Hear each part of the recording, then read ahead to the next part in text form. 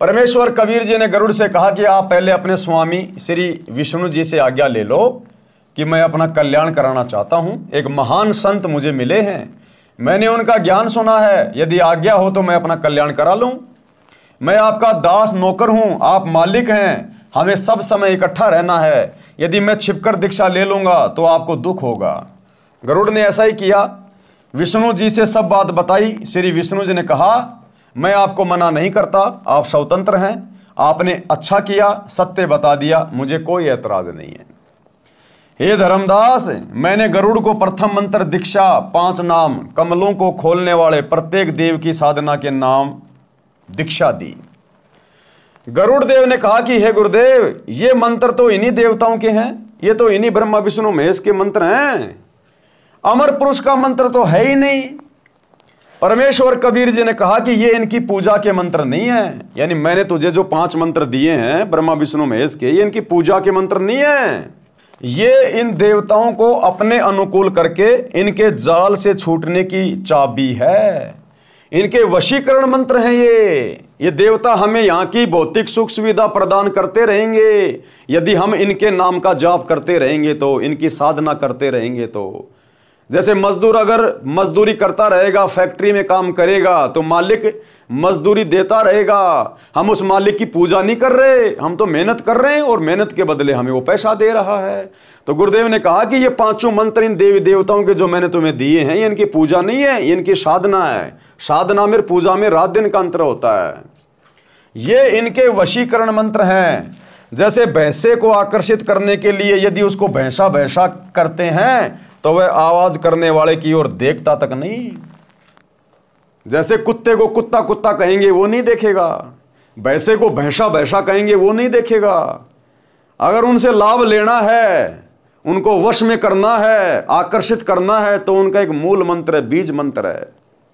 भैंसे को धीरे से कह दो उर्र, तुरंत कान खड़े करके देखेगा कौन पुकारा मुझे, क्योंकि उस शब्द से वो आकर्षित होता है, वो उसका बीज मंत्र है। कुत्ते को कुत्ता कुत्ता कहो, कोई असर नहीं पड़ेगा।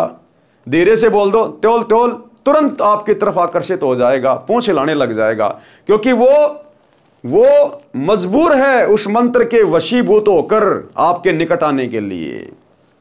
तो गुरुदेव ने कहा कि वैसे तुम जय गणेश देवा, जय दुर्गा, ओम नमः विष्णु देवाय नमः, ओम नमो विष्णु देवाय नमः, तुम कितना ही करते रहो।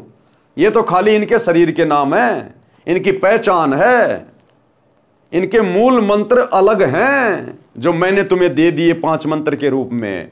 जब तुम इनका जाप करोगे तो ये तुरंत आकर्षित होंगे, लाभ देने के लिए मजबूर हो जाएंगे, ये तुम्हारी सुरक्षा करने के लिए।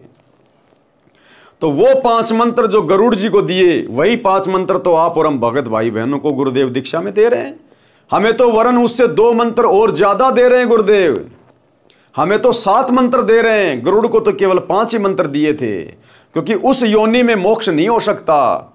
मोक्ष के लिए तो धरती पर मनुष्य शरीर स्त्री या पुरुष का प्राप्त करना पड़ेगा। तो केवल गरुड़ के अंदर भक्ति का बीज डालने के लिए, उसकी उस योनि को छुड़वाकर उसको मनुष्य योनि देने के लिए और आगे की पूरी भक्ति देने के लिए परमात्मा ने उसको शरण में लिया था।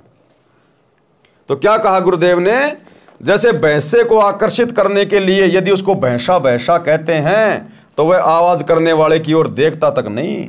जब उसका वशीकरण नाम पुकारा जाता है हुर्र, तो वह तुरंत प्रभाव से सक्रिय हो जाता है, आवाज करने वाले की ओर दौड़ा आता है। आवाज करने वाला व्यक्ति उससे अपनी भैंस को गर्भ धारण करवाता है।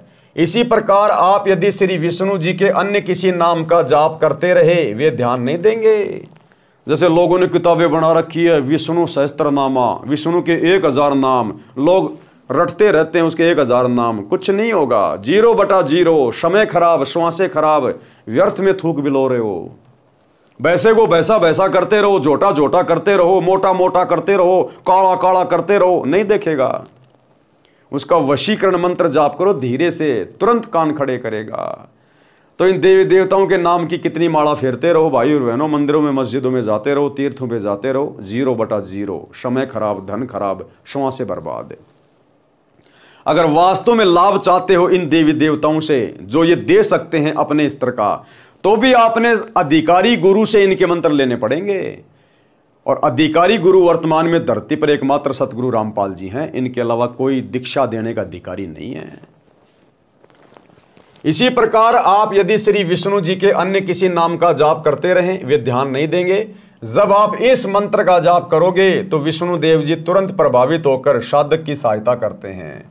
वे देवता तीनों लोकों पृथ्वी, स्वर्ग तथा पाताल के प्रधान देवता हैं। ये केवल संस्कार कर्म लिखा ही दे सकते हैं।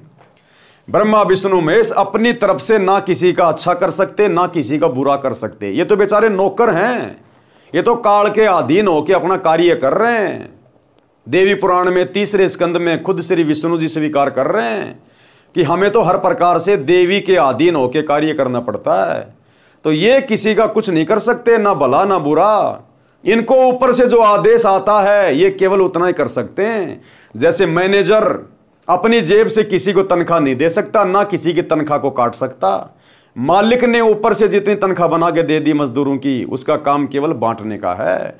तो ये तो एज ए मैनेजर हैं ब्रह्मा विष्णु महेश। परमात्मा जिसके भाग्य में जो लिख देता है, केवल ये अपनी ड्यूटी अदा करते हैं, इससे ज्यादा इनके हाथ में कुछ नहीं है। ये केवल संस्कार कर्म लिखा ही दे सकते हैं। इस मंत्र के जाप से हमारे पुण्य अधिक तथा भक्ति धन अधिक संग्रहित हो जाता है। उसके प्रतिफल में ये देवता भगत की सहायता करते हैं। इस प्रकार इनकी साधना तथा पूजा का अंतर समझना है। अर्थात हम इनकी पूजा नहीं कर रहे इनके मंत्रों का जाप करके, हम तो इनकी भक्ति कर रहे हैं, यानी साधना कर रहे हैं, इनके मंत्रों का जाप कर रहे हैं। जैसे हमने जमीन